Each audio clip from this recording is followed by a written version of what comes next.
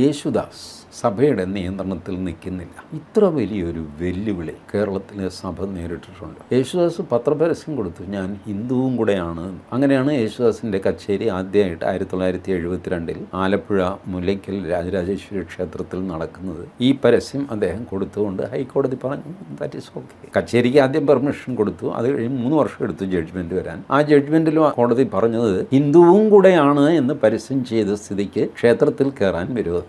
ഇനി വിരോധമുണ്ടെങ്കിൽ തന്നെ ഉണ്ടാവേണ്ടത് ക്രിസ്ത്യാനികൾക്കാണ്, ഹിന്ദുക്കൾക്ക് വിരോധമില്ല. ഞാൻ ഹിന്ദുവാണ് ചേട്ടാ, ആണോ എന്നാൽ കയറിക്കോ. മറ്റവർക്ക് അങ്ങനെയല്ല. ഒരാൾ അപ്പുറത്ത് പോയി മഹറവും ചൊല്ലി പുറത്താക്കുക എന്നൊക്കെ പറഞ്ഞ് ചടങ്ങുണ്ടാകും, സമുദായ ഭ്രഷ്ടനാക്കുക.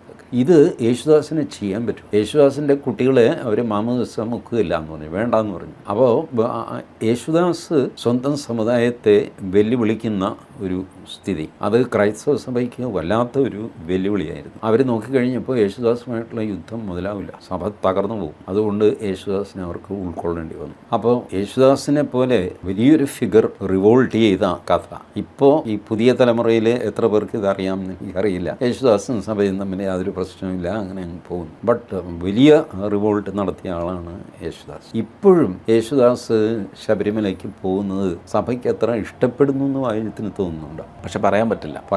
അതിൻ്റെ ശ്വാസം മുട്ടൽ ആലോചിച്ചു. അപ്പോൾ ഈ സാധനമൊക്കെ എവിടെയെങ്കിലും ഇറപ്റ്റ് ചെയ്യും. നമ്മൾ പ്രഷറൈസ് ചെയ്ത് വെച്ച വികാരങ്ങൾ എഴുത്തച്ഛൻ ജീവിച്ചിരുന്നില്ല, ഇങ്ങനെ